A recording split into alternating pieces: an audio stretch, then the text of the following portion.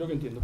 Hay una cuestión que cuando he empezado a hablar he pensado, mira, qué bien que alguien que hable, digamos, pensando en otros lugares, porque me permite una puntualización que creo que es relevante. Es cierto que estamos, evidentemente, en un mundo globalizado, etcétera, en muchos aspectos, pero no es menos cierto que desde el punto de vista, vamos a llamarle, del imaginario colectivo o ideológico, pueden darse matices importantes. Quiero decir, no es lo mismo la percepción que se tiene de lo utópico, el espacio que podría tener lo utópico en Europa, para entendernos, o en Estados Unidos, que el que se tiene en otros lugares. Y muy rápidamente pongo un ejemplo, no sé si la persona estará presente aquí, seguro que no me desmentirá, que a mí me llamó mucho la atención, ¿no? En el año 2001, cuando el atentado a las Torres Gemelas, una profesora colombiana que estaba viviendo aquí en España recibió la visita de una sobrina suya, una chica de 20 años, tal, que vino a pasar una temporada larga. Aterriza en España, o sea, en Europa, y se encuentra con esta cosa de, primero las Torres Gemelas, luego se acordarán, ¿no? Un avión que pocas semanas después cayó en Nueva York y todo el mundo prefirió pensar que había sido un accidente y todo el mundo pareció creérselo. La psicosis del Anthrax, etc. Entonces, estábamos en medio de este alboroto cuando la sobrina le dice a la tía: Tita, como esto continúa así, agarro un avión y me vuelvo a Caracas. Es decir, me pongo a salvo. Nosotros no pensamos que eso era una cosa regional de Europa y de Estados Unidos. Nosotros damos por descontado que era global. A lo mejor objetivamente era global, porque luego hubo atentados en todas partes, en Bali y tal. Pero el caso es que desde el punto de vista del imaginario colectivo, no se vivía así. Y yo recuerdo que amigos argentinos me decían, bueno, este asunto del terrorismo global y del islamismo, tal, eso es un asunto que se traen ustedes los europeos y los americanos. Aquí no lo vivimos en absoluto así. O sea que eso, el matiz es importante. En consecuencia, ¿eso qué significa? Que claro está que la utopía, sin duda, todavía puede mantener una cierta eficacia movilizadora en otros lugares. Eso por descontado. Ahora, dicho esto, digamos, aunque es una forma un poco casi contradictoria de hablar, digamos, una cosa es una utopía que alberga un grado de verosimilitud, porque dices, bueno, es que el capitalismo es contingente y por tanto mi utopía no es una fantasía absoluta, que una utopía en un contexto en el que podríamos haber asumido que es más fácil que termine el mundo que se hunda el capitalismo. Si asumimos esto, la utopía solamente es un florero, es un adorno, como le ocurría al ministro del Interior. Si todavía pensamos que es transformable, entonces, claro, la utopía no es solamente un florero, sino que nos podría marcar una dirección.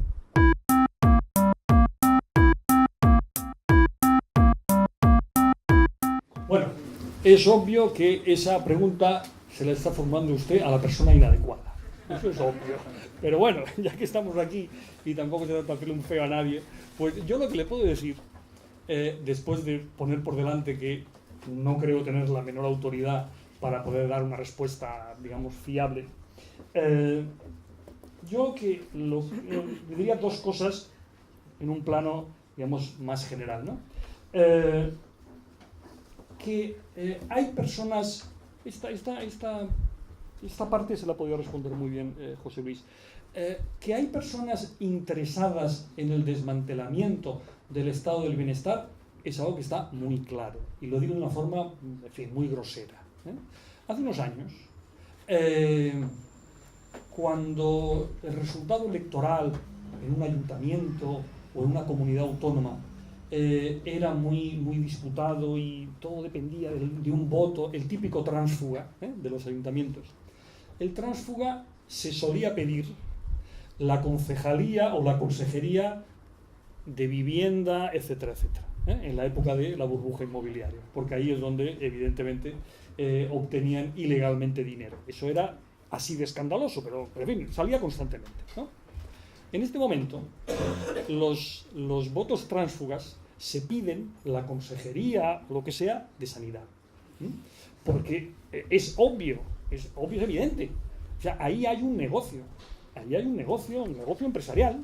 O sea, hay gente que está ganando mucho dinero a base de privatizar tal y luego, en fin, tener una empresa que sea el propio Estado el que le esté pagando un tanto por los enfermos. Es un negocio redondo. Entonces, que puede haber muchos ámbitos en los que hay un interés en el desmantelamiento del estado del bienestar, por descontado. Primera pregunta, ¿va a desaparecer? Vuelvo a decir que yo no tengo autoridad para responder a esto. Lo que sí me atrevo a decir es que hace unos años, si esa pregunta se le hubiera planteado a un liberal de los clásicos, ¿no?, hubiese dicho, no, fíjese usted que los países que funcionan son países en los que hay siempre un liberal clásico, como podría ser, y lo digo sin ninguna retranca ni sorna, como podría ser Mario Vargas Llosa, ¿no? Es decir, fíjense ustedes que los países que funcionan bien económicamente también son democracias, tal, en fin, con separación de poderes, etcétera, etcétera. Y era el tópico, un país en el que falla una de las dos cosas, o quiere ser colectivista o quiere acabar. Si quiere ser colectivista, la economía no va, el tópico de los países, digamos, colectivizados o colectivizadores, Cuba, bla, bla, bla. Si quiere ser colectivista, si está contra el libre mercado, no hay democracia, y a la inversa. Cuando es una república bananera corrupta, la economía tampoco va. Ese era el tópico que funcionaba. Bueno, ya no estamos en ese escenario. Ahora estamos en un escenario en el que la locomotora de la economía mundial es un país que desde el punto de vista democrático deja casi todo que desear, y que no parece, ni está ni se le espera el estado del bienestar en China. Ni está ni se le espera. Y resulta que no es, eso ya no es una república bananera. Resulta que desde el punto de vista del capitalismo es el colmo de la eficiencia. Eso teníamos que tenerlo en cuenta. Y una última cosa que no está incluida en su pregunta, pero bueno, aprovechando que el Pisuerga pasa por Valladolid, que de un castizo, lo voy a decir.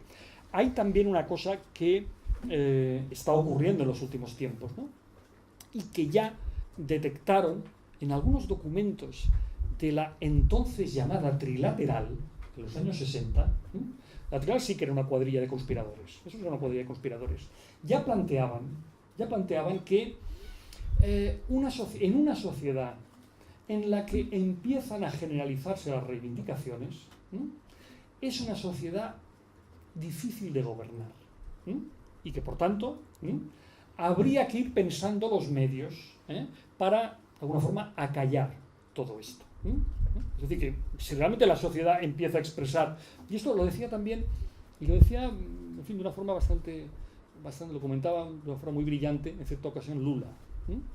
Decía, en contra de lo que la gente piensa, el problema para el político no son los excluidos.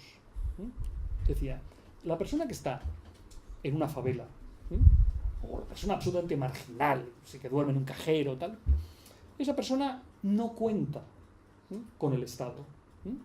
Y para el Estado es un inexistente. Son exteriores el uno al otro. Y decía Lula, el problema es, en el momento, difícil de gestionar, claro, bendito problema, pero el problema es, en el momento en que tú empiezas a hacer planes, por ejemplo, para que todos los niños estén alimentados, y como sabéis, pues la estrategia era, bueno, que estén alimentados, quiere decir, les alimentamos, pero han de ir a la escuela, si no, no, han de comer y comer en la escuela, y garantizar, es decir, vincular, para entendernos, el trabajo, y si les ofrecemos, y si al padre le ofrecemos un trabajo, el padre tiene que aceptar el trabajo, porque si no, entonces, digamos, el pack es completo.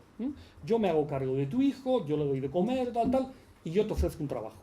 Si lo aceptas todo, va todo junto. No puede ser que tú digas, sí, me alimentáis al hijo, pero yo no quiero trabajar. No, todo junto. Entonces decía, claro, el problema para los políticos es, en el momento en que eso ocurre, esa persona que empieza a trabajar y que ya está dentro, empieza a decir, oye, yo tengo un sueldo modesto, pero yo también tengo derecho a la sanidad, tengo derecho a esto, tengo derecho al otro. Entonces empiezan a aumentar las reivindicaciones. Y en una sociedad profundamente desigual, o mejor dicho, cada vez más desigual como esta, el conflicto de la gestión de la desigualdad debería ser cada vez más complicado. porque las reivindicaciones deberían ser cada vez más fuertes. Probablemente ahí entra en juego el populismo. Probablemente ahí entra en juego las identidades colectivas.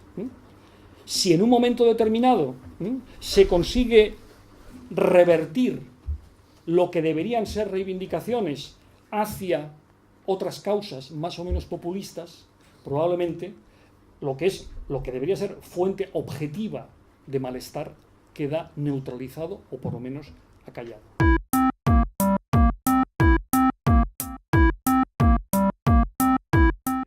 Hay instituciones que no son democráticas, evidentemente, pero no hay democracia sin instituciones. Eso es lo que quería decir, pues lo otro, por descontado, coincido por completo. Yo me apuntaría, si me tuviera que apuntar a algo, me apuntaría evidentemente al rediseño. ¿No? Ahora, fíjate una cosa, que no son solo las instituciones horizontales las que no funcionan, también las verticales están severamente cuestionadas. También, en estos días, la imagen de la justicia es una imagen que la tenemos un poco confusa, ¿no? Tanto por su propio funcionamiento como por la relación que mantenemos con ella.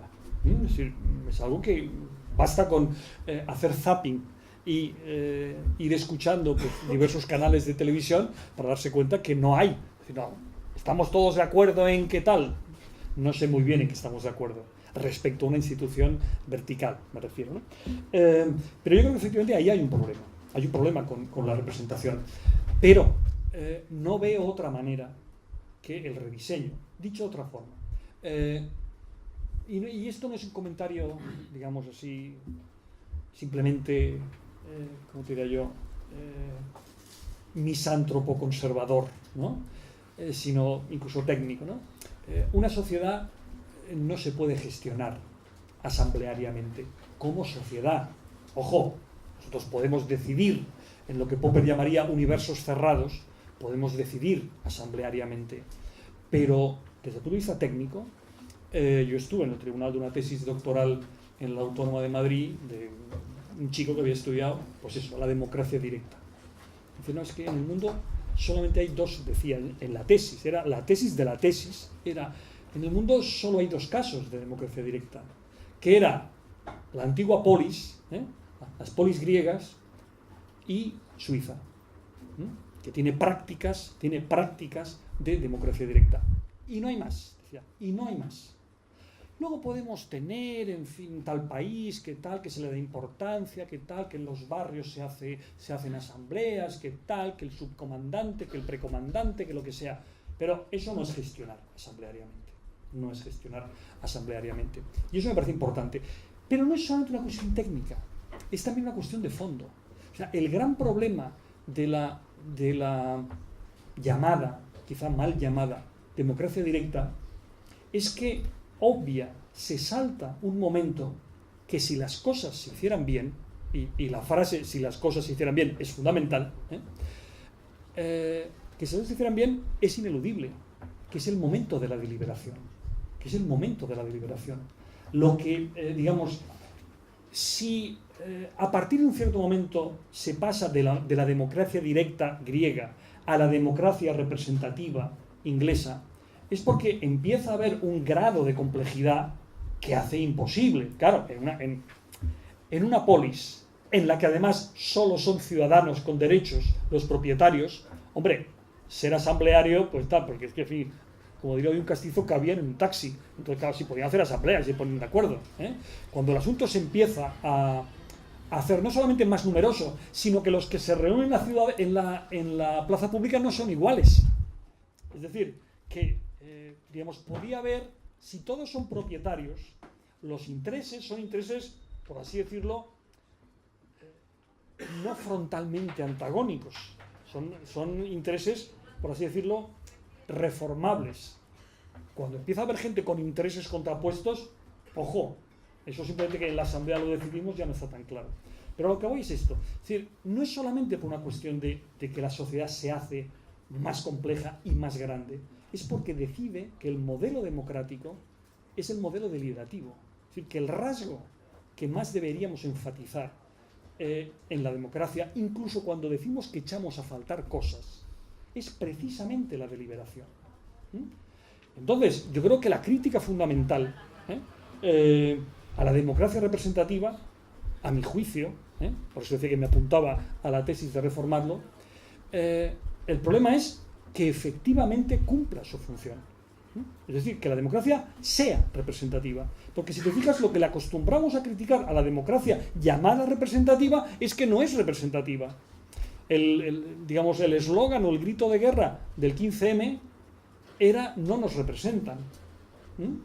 Y haciendo un poco de hermenéutica, que no sé si me paso en la hermenéutica, diría, el grito no era "no queremos representantes", sino el grito era "no nos representan". Es decir, tengo derecho a interpretar que el grito era que hagan su trabajo, que hagan el trabajo para el que les hemos elegido. De la misma manera que cuando las instituciones funcionan bien, son una bendición. Y son una bendición, por cierto, como las leyes, son una bendición precisamente para los que no tienen más amparo que eso. Muchas de las cosas con las que nos estamos desayunando estos días, tramas de corrupción, bla, bla, bla, se las debemos a los jueces. Claro, y alguien me podrá decir, y todos los casos en los que hicieron dejación y miraron hacia otro lado, tal, ¿eso qué? Sí, pero eso fue una dejación. No estamos diciendo, cuando actuaron como debían, provocaron un desastre. No. Cuando actúan como debían, no provocan ningún desastre. Es cuando no cumplen aquello que deberían cumplir. Ergo, no parece que sea un problema de modelo. Sea un problema de que no funciona. O sea, se está, digamos, impidiendo el funcionamiento de ese modelo. Y con la política igual. Antes se comentaba lo del arte de lo posible. Si probablemente lo que echamos a faltar muchas veces es más política en el sentido más complejo de la palabra. Por ejemplo, también más capacidad de negociación. Una de las cosas que está ocurriendo es que en la medida en que vamos desideologizando la política, populistalizándola o algo así, es decir, cohesionándola de una forma casi fanática, por ejemplo, la negociación pasa a identificarse con el chalaneo. Lo que hay que hacer es defender los propios principios hasta el final. Eso en una sociedad compleja no se puede hacer, porque en una sociedad compleja no solamente se debaten opiniones, se debaten intereses. Entonces, si hay intereses contrapuestos de ciudadanos, a no ser que uno de los intereses sea manifiestamente injusto, que entonces tienes en nombre de qué rechazar, a no ser que sea manifiestamente injusto, con los intereses en una sociedad compleja no hay otra que transar. Y así es como se puede ir, digamos, teniendo una convivencia democrática. Pero insisto, yo creo que iría por ahí, porque, por así decirlo, no se nos ha demostrado que cuando las instituciones cumplen sus objetivos, provoquen un daño. Es cuando no cumplen sus objetivos, cuando no hacen lo que deberían hacer, cuando nos hacen daño.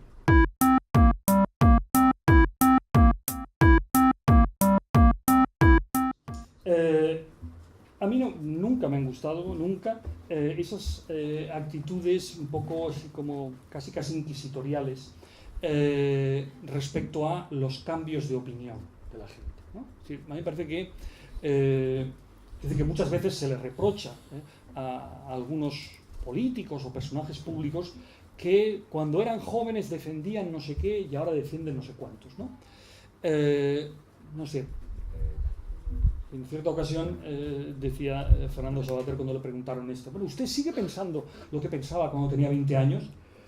Dijo, hombre, evidentemente no, porque entonces, ¿para qué me han servido todos los libros que he leído en estos 40 años?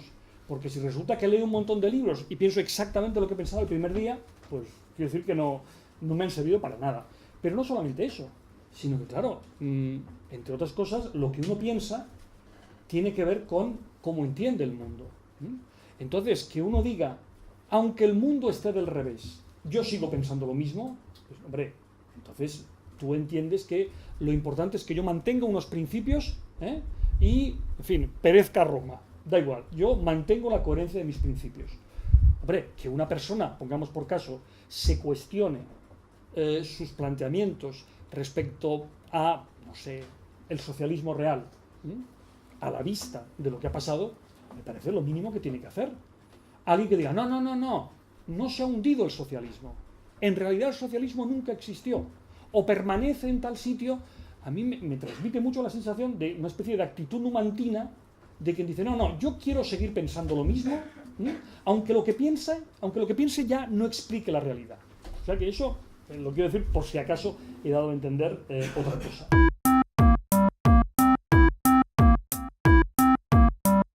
A mí me gustaría, en ese punto, afinar. Yo no lo estaba identificando con la mentira. Lo estaba vinculando con... y no me importaba tanto el cambio programático, que si acabo de aceptar que la gente puede cambiar de opinión, si alguien decía hace unos meses, yo propongo que haya una renta básica para todos los ciudadanos, españoles, por ejemplo, y resulta que le han hecho los números, le han dicho, oye, es que no sale de ninguna manera, renta básica universal, de ninguna manera. Si la haces para ese sector que cuesta, pues en fin, la mitad, a lo mejor, pero así no salen los números. Entonces, si alguien le ha dicho eso, a quien sea, dice, no, pues estaba equivocado, pues que rectifique, me parece perfecto, no tengo ningún problema. No, lo que me llama la atención era el hecho de que se puedan producir cambios programáticos en cualquier fuerza política y, precisamente como resultado de la personalización y de la espectacularización, ese sea un elemento poco relevante.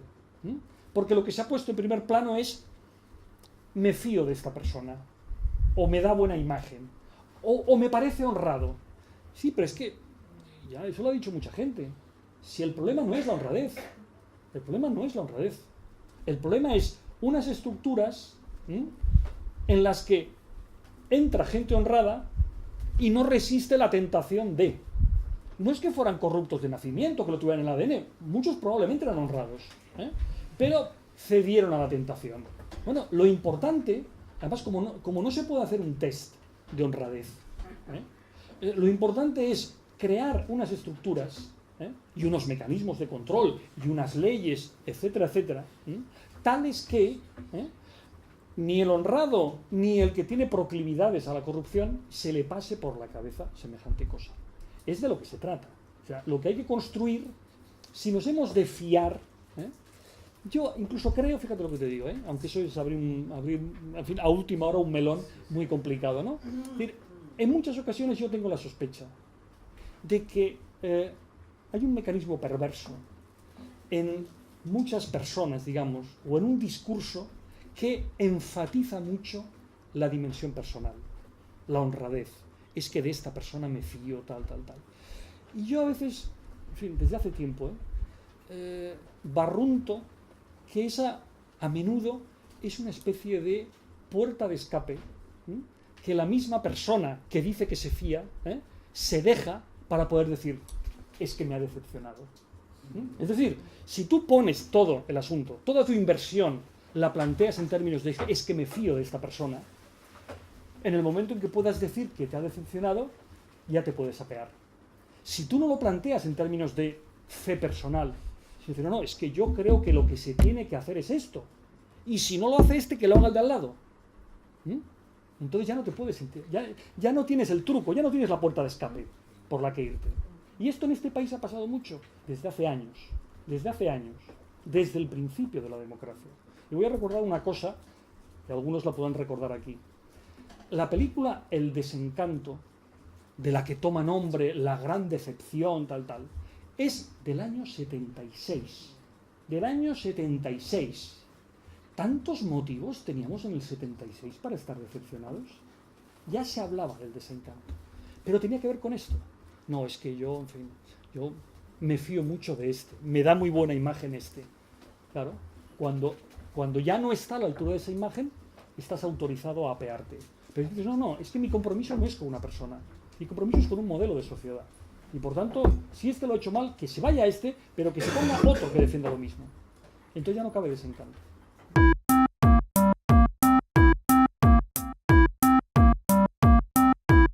Sí, o sea, yo creo que hay formas incipientes, sí, te lo acepto.